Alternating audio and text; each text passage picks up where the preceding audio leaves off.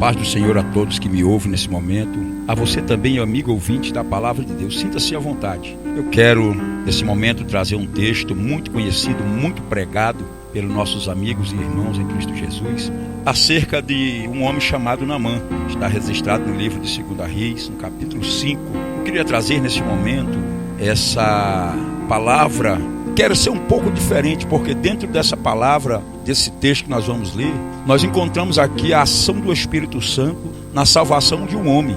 Alguns que pensam ou imaginam que o Espírito Santo só começou a agir depois que aconteceu o fato extraordinário do Pentecostes no livro de Atos capítulo 2. Não, o Espírito Santo ele já agia aqui no Antigo Testamento. Nós vamos, dentro da palavra de Deus, dentro desse texto, mostrar isso para nossos irmãos e para os nossos amigos, ok? Eu quero ler então no capítulo 5, você que estiver em casa, quiser pegar sua Bíblia, acompanhar, vamos ler lá no versículo de número 17. Diz assim a palavra: E Naamã então disse: Se não aceitas, então rogo-te que da terra de Israel se dê ao teu servo o que possa carregar um par de mulas, porque daqui em diante o teu servo não sacrificará holocausto, nem sacrifícios a outros deuses, a não ser ao Senhor. Muito bem, vamos lá para o contexto desse texto que nós lemos, é o primeiro versículo.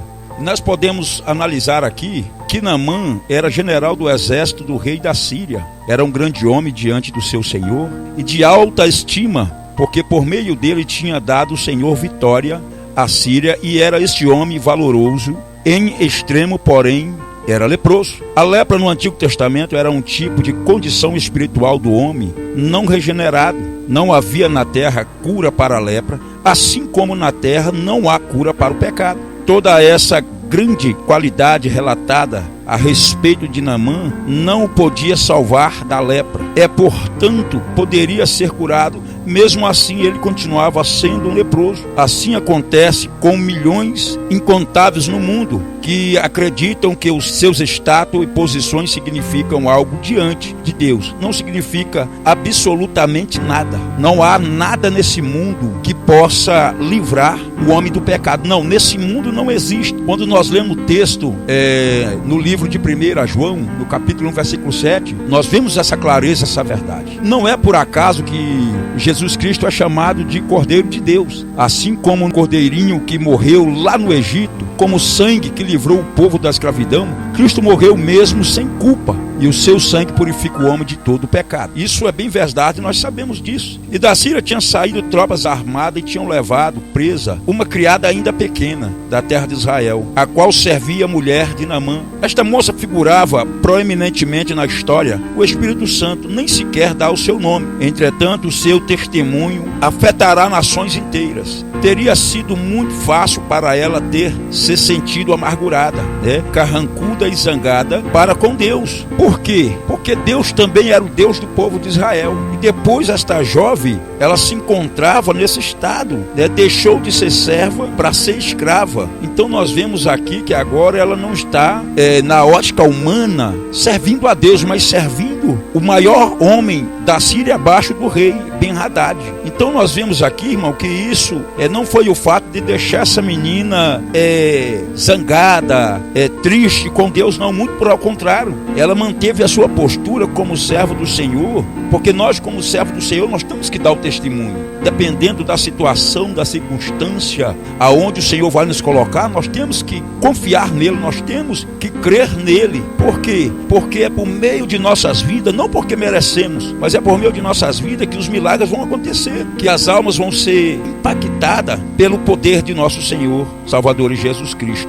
Então nós vemos aqui que ela não ficou assim triste pelo fato de ser escravo na Síria, mas ela não manifestou nenhuma destas má características. Ela esteve o seu testemunho, as coisas que ela não entendia, deixou na mão de Deus. Então nós vemos aqui, irmão, que muitas pessoas querem servir ao Senhor, mas não querem passar por constrangimento, não quer passar por momentos difíceis. Não, nós que decidimos seguir a esse Jesus, nós vamos passar sim por perseguições, por constrangimentos, nós vamos passar por momentos difíceis, por adversidade dessa vida. Nós estamos num mundo que é assim. O mundo não vive de perseguir o mundo vive de perseguir o povo de Deus. Então Deus vai nos usar da forma que Ele quer, da maneira que Ele quer, para poder então revelar o seu poder. Se nós olharmos aqui para o livro de Atos, lá no capítulo 16 e o versículo 16, nós vamos ver um homem que servia a lei ao pé da letra, né? Vivia a lei mosaica, chamado Saulo. Saulo teve um encontro extraordinário com Deus, e quando nós olhamos lá no versículo 16, do capítulo 16, né, está falando aqui que eles estavam indo a um lugar de oração e encontraram uma escrava que tinha um espírito mau, a qual predizia o futuro, e ela ganhava muito dinheiro para os seus senhores com as suas desviações. Essa moça seguia Paulo e também aquele povo que estava com Paulo, gritando, dizendo: estes homens são servos do Deus Altíssimo e anunciam o caminho da salvação. Ela continuou fazendo isso por muitos dias. Finalmente Paulo ficou intrigado e voltou-se e disse ao espírito: em nome de Jesus Cristo, eu ordeno que saia dela. E no mesmo instante nós vimos que aquele espírito saiu daquela jovem. E levando aos magistrados, disseram: ó, estes homens são judeus e estão perturbando a nossa cidade. Então nós vamos ver aqui que Paulo vai passar por um constrangimento. Paulo vai passar por uma situação difícil, pelo fato de ter libertado, pelo poder, pela ação do Espírito Santo, pelo poder no nome de Jesus, essa moça desse espírito de adivinhação. Então eles vão dizer o quê? Eles estão propagando costumes que nós romanos não são permitidos aceitar nem praticar. A multidão juntou-se contra Paulo e Silas, e os magistrados ordenaram que lhe tirassem as roupas e fossem açoitados.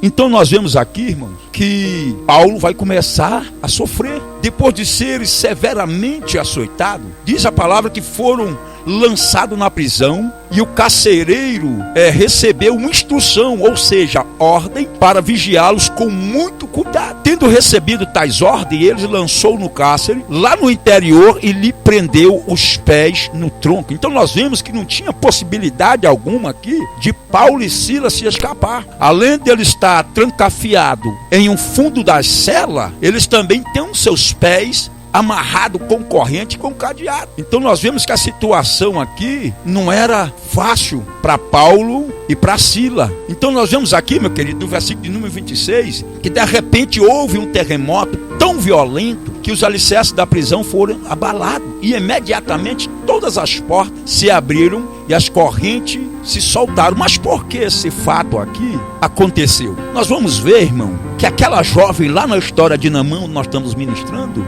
ela não questionou, ela não se aborreceu, ela entendeu que aquilo era um propósito de Deus. Ela sabia que sempre Deus usava os seus métodos, os seus meios, para mostrar nessa terra para o homem de poder, o homem que tem a riqueza, o domínio na sua mão, entender que tem um superior, e esse superior chama-se Deus. Então nós vemos aqui que Paulo também não se incomodou com a dor das chicotadas que eles tinham levado. Não, Paulo não olhou para esse lado. Paulo e Silas entendeu que é nesse momento que nós provamos para Deus que nós de fato adoramos a Deus. Adorar a Deus enquanto Ele está agindo da maneira mais fácil é simples. Mas eu quero ver adorar a Deus quando Deus te coloca numa situação igual se encontra aquela menina lá do versículo 3 em Paulo e Silas aqui. Aleluia, no capítulo de número 25 em diante, a Bíblia diz que Paulo e Silas adoravam, e o Senhor se colocou de pé diante do seu trono, e o terremoto abalou aquele lugar. É tão forte isso aqui, que eu queria compartilhar com você uma realidade que talvez muito não entendam. A Bíblia diz que o terremoto abalou o cárcere, mas vamos entender uma coisa: o cárcere não caiu com o tremor da terra. Agora vamos imaginar, será que esse tremor era de fato o tremor da terra? Não. Por quê? Porque a Bíblia vai dizer que somente os cadeados se abriram. Então esse tremor foi da mão de Deus chegando naquele lugar. É a mão de Deus pegando os cadeados e abrindo. A Bíblia deixa bem claro: o cárcere não caiu, nada aconteceu. Houve-se fumaça devido às estruturas ter se balançado. Até porque não seria milagre o cárcere vir abaixo, né? Certamente poderia ofender Paulo e Silas e levar ao extremo, já estavam ali sofrendo. Então nós vemos aqui, irmãos, que quando as portas das prisões se abriu, aquele carcereiro que estava ali cuidando de Paulo e Silas, ele desembanhou a sua espada para se matar, porque pensava que o preso estivesse fugido. Mas Paulo gritou: não faça isso, estamos todos aqui. Paulo sabia que era Deus naquele lugar, não havia necessidade, porque a obra do Senhor ia começar naquele momento. A ação do Espírito Santo ia começar naquele momento. E o carcereiro pediu luz e entrou no corredor correndo, e muito trêmulo prostrou-se diante de Paulo e Silas. Agora nós vemos aqui, irmão, aquele que ordenava que Paulo e Silas se prostrassem, agora são eles que vão se prostrar diante de Paulo e Silas. Você vê aqui como é que Deus honra o homem, quando o homem não murmura, quando o homem não reclama, quando o homem não questiona, quando Deus está trabalhando. Então é isso que Deus faz. Então levaram para fora e perguntou: senhores, que devo fazer para ser salvo? Olha aqui uma pergunta muito interessante, uma pergunta que todo cristão quer ouvir da boca de uma pessoa que ainda não professou a sua fé em Cristo Jesus. Simplesmente eles responderam: creia no Senhor Jesus e serão salvos você e os da sua casa. Olha que maravilha, olha aqui o milagre acontecendo, porque o maior milagre não vai ser a cura de Naamã, o maior milagre não vai ser a libertação daquela escrava, o maior milagre não é Paulo e Silas ser solto aqui da cadeia, não. O maior milagre que pode acontecer é quando uma alma se entrega a Jesus, reconhecendo que Ele de fato é o único salvador da alma do homem. A Bíblia diz, irmãos, que pregaram a palavra de Deus, e eles e toda a sua casa naquele dia. Então Paulo e Silas anunciaram a palavra de Deus para ele e para a família deles. E naquela mesma hora da noite, olha que coisa linda, o carcereiro lavou as feridas deles, e em seguida todos foram batizados com o Espírito Santo. Então nós vemos aqui, meu querido, uma realidade do sofrimento de Paulo e Silas. Era um milagre que iria acontecer. É o milagre da salvação, não só de uma alma, mas de toda a alma. Esta disse à sua senhora: Senhor, se o meu senhor rogasse ao meu senhor, o profeta que está lá em Samaria, ele o restauraria da sua lepra. O que aquela menina está dizendo para a esposa de Naamã? É mais ou menos isso. Vamos entender, vamos fazer aqui uma conjectura dentro do texto original. Ela está dizendo para a mulher de Naamã: eu conheço alguém que conhece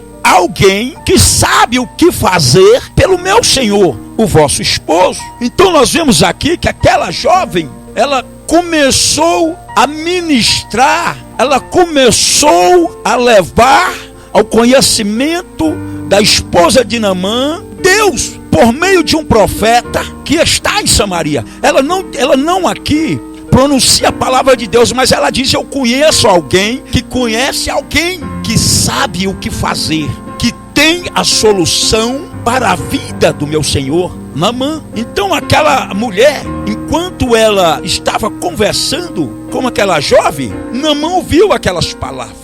Então Naamã foi e notificou isso ao seu senhor e declarou dizendo assim: assim tem dito a menina que é da terra de Israel. Ele foi ter com o rei Ben-Hadad e disse: olha, eu ouvi a menina dizendo que ela conhecia alguém, e esse alguém conhecia um outro alguém que tem a solução para o meu problema. Só que quando a menina aqui, ela fala que o profeta conhecia alguém, ele imaginou na sua mente, no seu coração, que fosse o rei de Samaria. Mais adiante nós vamos entender esse texto aqui, é muito forte. Então nós vemos aqui, meu querido, que o rei da Síria então lhe disse: se esse é o problema, está resolvido, anda, vai, e enviarei uma carta ao rei de Israel. E ele, Naamã, partiu, pois, levando consigo 10 talentos de prata e 6.000 peças de ouro e 10.000 mudas de veste. Eu quero fazer aqui um comentário dentro desse versículo de número 5, para nós entender que quando o homem ele não tem Deus na sua vida, quando o homem ainda está ímpio sobre a face dessa terra,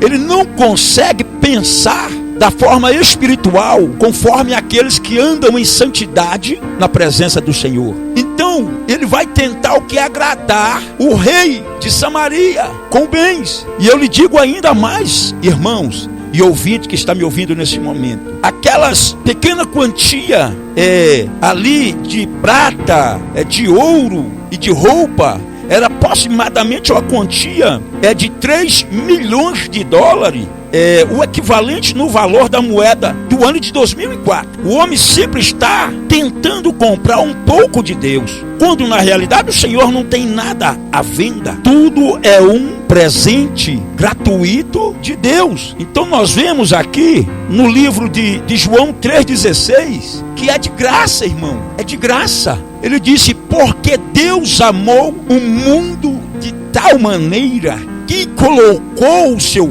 filho a preço de bens materiais. Não, o texto não é esse. O texto não é esse, senão todos poderiam comprar a salvação, poderiam comprar a cura e tudo que fosse preciso para suprir as suas necessidades. Não, mas o texto em João 3,16 diz: porque Deus amou o mundo de tal maneira e que deu o seu único filho primogênito para morrer na cruz do Calvário, para que todo aquele que nele crê não pereça, mas tem a vida eterna. Então nós vemos aqui que é de graça, irmão. Não precisa você dar o teu pedacinho de terra como muitos têm cobrado. Não é preciso você vender o seu veículo que você passou anos e anos para comprar, para poder adquirir algo da parte de Deus. Não, basta somente você crer. Basta somente você confiar. A Bíblia é bem clara. A Bíblia ela está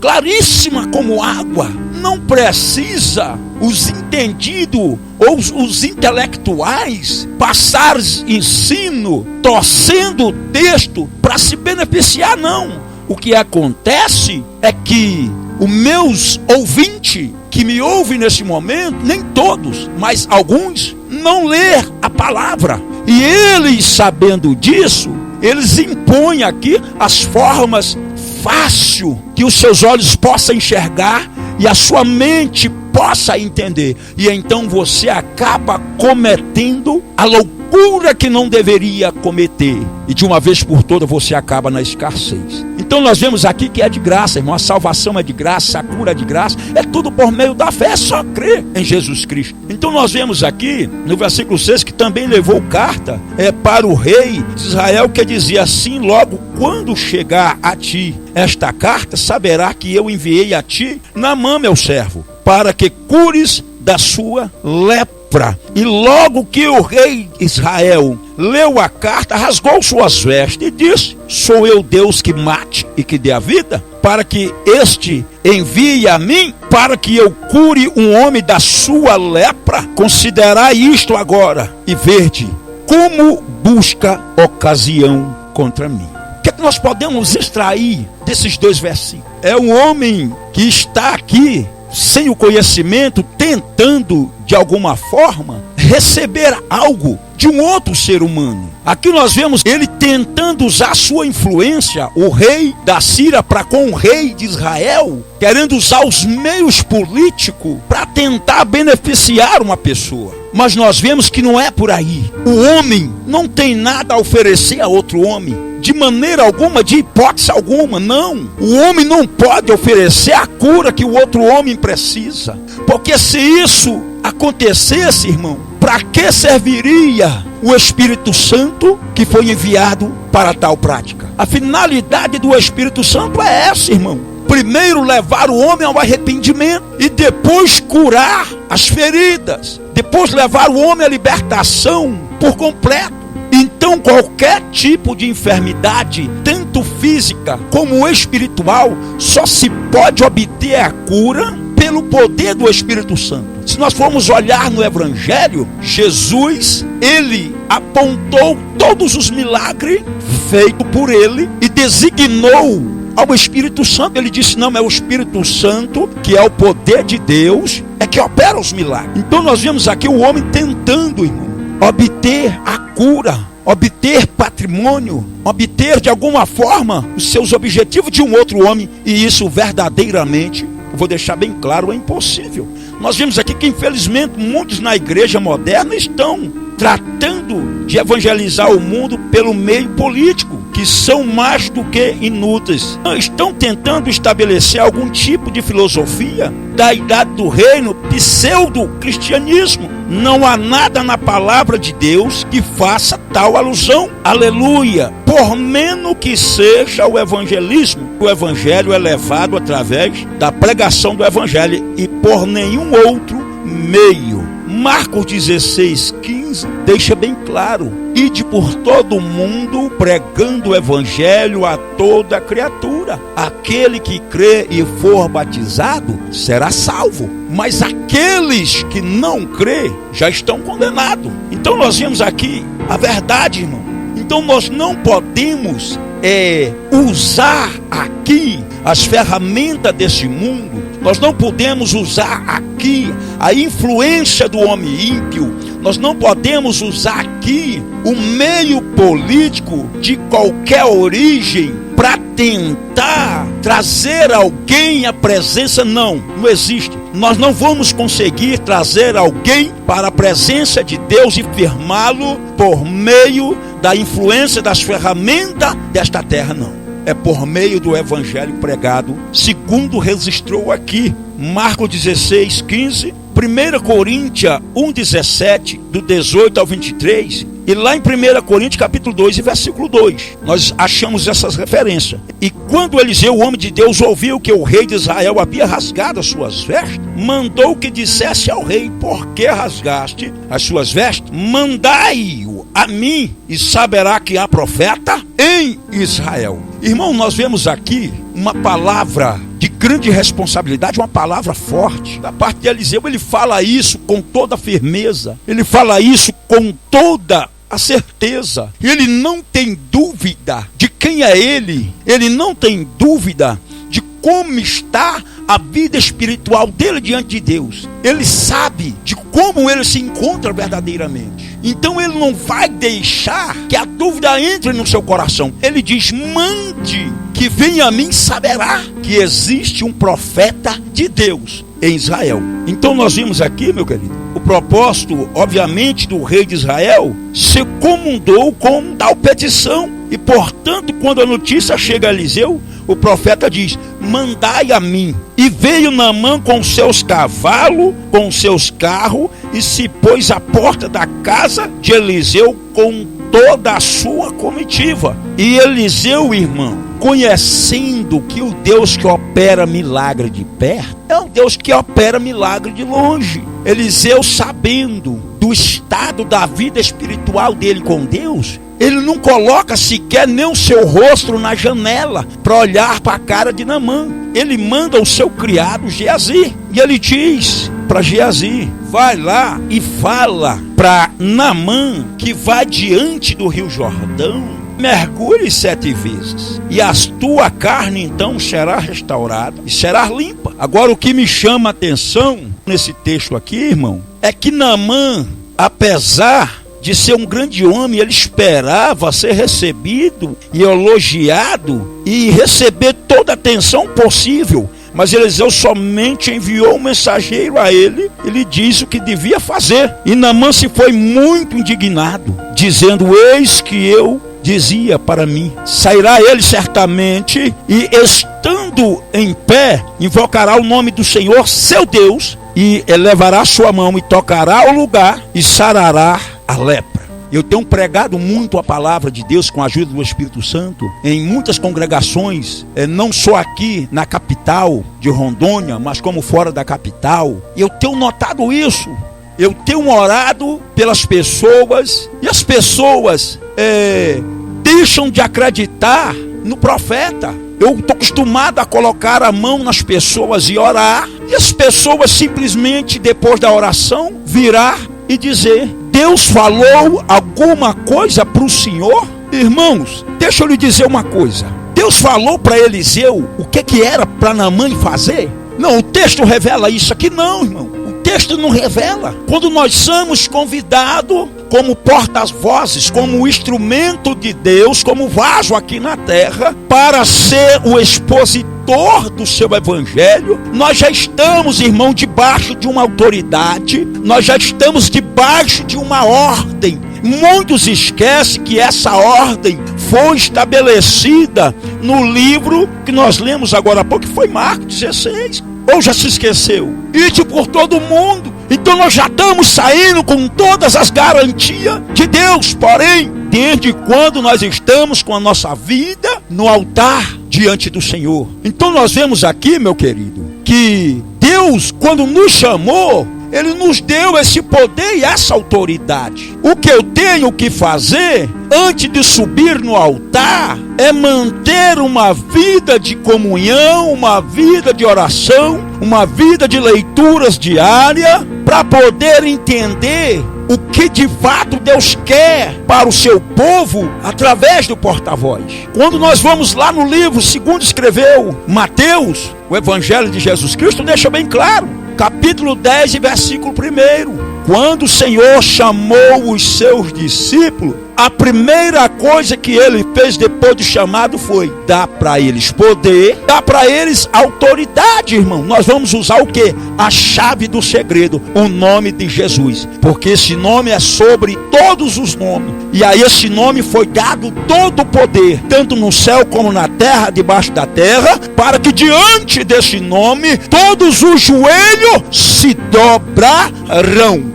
Então, meu querido, eu não preciso mandar Cicrano e Beltrano ficar lá fora esperando enquanto eu vou conversar com Deus. Não. Dependendo do caso, dependendo da situação, eu vou colocar a minha mão e vou repreender. Se for impossível a minha presença no recinto, ou de qualquer um que seja, que Deus esteja usando no momento, o caso da pessoa afetada está em outra cidade, e parente dessa pessoa vem à tua casa em outra localidade, então só basta, irmão, que você dê uma ordem, e a pessoa vai ser curada lá onde ela está. Quem não lembra do centurião? Ele mandou um recado para Jesus dizendo que o seu criado estava enfermo para a morte. E Jesus, recebendo o recado, Jesus foi para lá imediatamente, irmão. Eu vejo aqui Eliseu representando a pessoa de Jesus. Jesus nunca disse não nos momentos em que era para dizer sim. Eliseu nunca disse não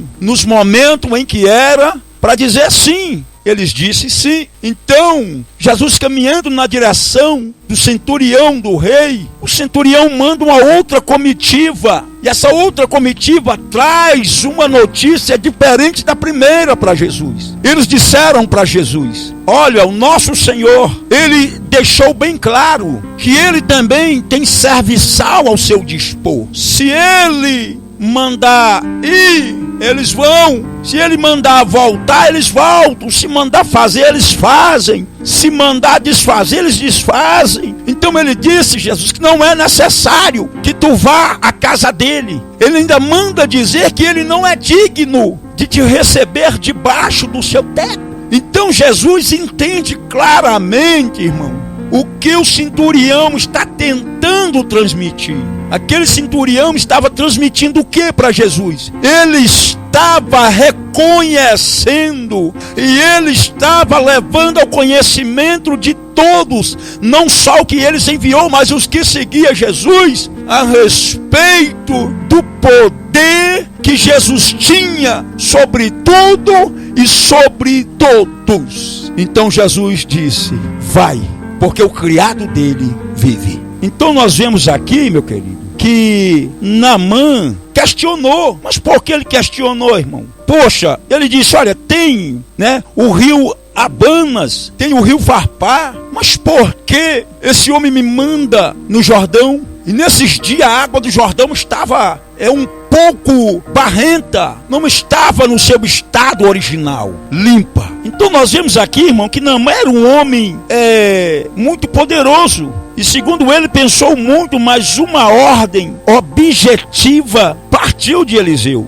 Nação inteira tremiam em sua presença. Depois de tudo, nesse tempo, ele era o mais poderoso comandante militar sobre a face da terra. Tudo isso é orgulho, o qual é o pecado culminante da raça humana. É a mesma razão pela qual a maioria nunca recebe nada de Deus. Todo indivíduo tem que se chegar ao Senhor. Do mesmo modo, tanto o grande como o rico, pobre ou menino, todos são igual perante ao Senhor. Pobres, leprosos, desventurados. Então nós vemos, irmão, que status, postura vai te diferenciar diante de Deus. Não, muito por ao contrário, para Deus nós somos tudo igual. Então nós vemos aqui que Naamã ele questiona, irmão. E eu quero fazer aqui um paralelo desse versículo de número 12, porque na realidade os dois rios, Abana e Farpá, eram alguns dos rios mais claros do mundo. Então, por que este Jordão tão turvo? Então nós vemos aqui que ele está perguntando, irmão, por quê? Ele me manda aí no Jordão se existem rios de águas cristalinas. De fato, o Jordão, ao menos durante esse tempo, era um tipo de calvário. Se é turvo, se há outro rio mais formosos, entretanto não há qualidades curadoras nos outros rios, por mais limpa e completa. Neste Jordão quer dizer o Calvário, mas os seus criados se chegaram a ele falaram dizendo: meu pai, se o profeta lhe mandasse alguma grande coisa, não a faria? Quanto mais te dizendo ele, lava-te e ficará limpo. O homem sempre está, irmão, interrogando: o que devo fazer para merecer a salvação? A maioria do mundo está tratando de ganhar a sua salvação por obras novas, mas na realidade tudo que alguém tem que fazer quanto ao Calvário é lavar-se e será limpo. Então é isso, irmão, que nós temos que fazer. A nossa salvação, a nossa libertação, ela não vem por meio de obra. Para ser salvo nós devemos se lavar no sangue de Jesus, que foram derramados na cruz do Calvário. Então nós vemos aqui que então desceu e mergulhou 7 vezes no Jordão, conforme a palavra do varão de Deus, e a sua carne tornou-se como carne de um menino e ficou limpo. Por que 7? Irmão, isso aqui não há supersticiosidade, nada.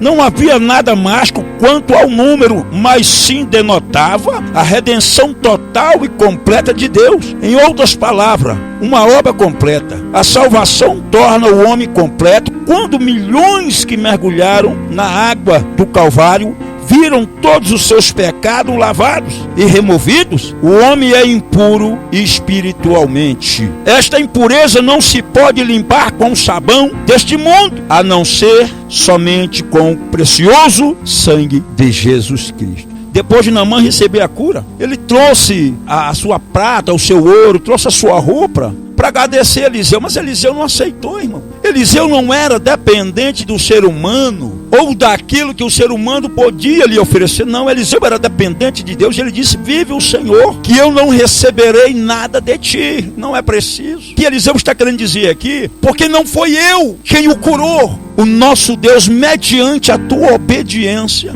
e a tua fé na palavra do profeta. Então nós vamos para o ato de reconhecimento. No versículo 17, Naamã então disse: se não aceita, então rogo-te que da terra de Israel se dê ao teu servo que possa carregar um par de mula, porque daqui em diante o teu servo não sacrificará holocausto e nem sacrifício a outros deuses, a não ser ao Senhor. Naamã agora sabia que o Senhor de Israel era o verdadeiro Deus e não os ídolos pagãos a qual ele tinha retido o culto na Síria. Ele agora tinha desejo de oferecer holocausto ao Senhor de Israel e sentiu que a terra da Síria não era apropriada, vista que Israel era a terra de Deus. Naamã estava mais curado, teologicamente falando, pelo menos nesse momento, do que nos damos conta à primeira vista. Então nós vemos aqui, meus queridos, que Naamã, ele pediu 2 porções de terra, 2 animais,